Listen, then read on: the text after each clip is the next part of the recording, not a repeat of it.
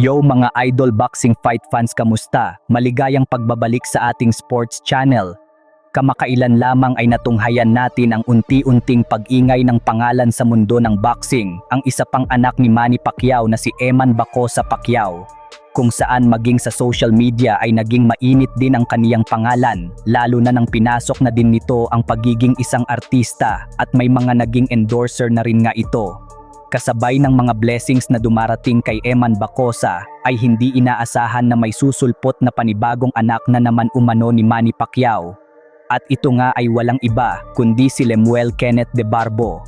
Si De Barbo ay tubong General Santos City at kasalukuyang nakabase ito sa New Zealand. Isang undefeated Pinoy boxer at ang lahat ng naging laban nito ay ginanap sa bansang Thailand. At nakilala siya doon bilang isang knockout artist. Dahil sa 8 sunod-sunod na panalong ginawa nito mula sa Thailand, at ang lahat nga ng ito ay kanya lamang naman na tinapos sa pamamagitan ng knockout. Subalit sa kabila ng pagiging undefeated ng Pinoy boxer na ito, ay tila ba mas maangas pa ito sa isang John Riel Casimero matapos itong mag-post sa kanya mismong social media at ito lamang naman ang kaniyang mga sinabi. Dulo ko na si Michael kasi hindi ko nakamukha yon at may natural ability yon to fight.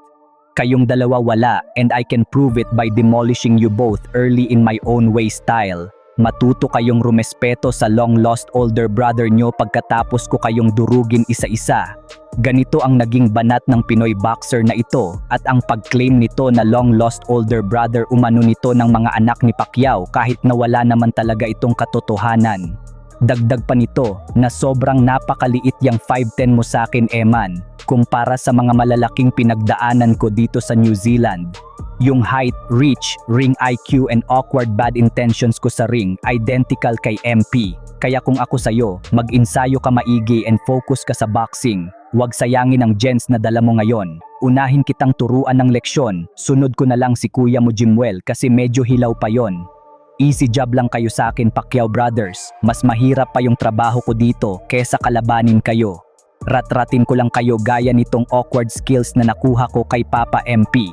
Kasabay ng patuloy na pambabatikos nito sa Pacman Brothers, ay nabanggit niya rin dito ang kaniyang mentor na si Prince Albert Pagara. Ayon dito, kung mas malakas pa kayo sa mentor ko na si Albert Pagara, baka possible na matakot pa ako sa inyo, Pac Bros. Maging ang love life ni Eman ay hindi rin nito pinalagpas at dinamay na rin si Jillian. Tuturuan daw nitong dumiskarte si Eman sa kaniyang love life subalit paluluhurin niya muna itong si Eman Pacquiao.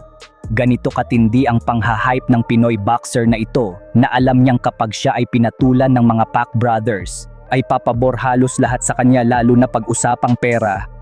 Kaya naman sa inyong palagay mga idol, ano ang masasabi nyo sa mga binibitawang banat na ito ni Lemuel Kenneth De Barbo?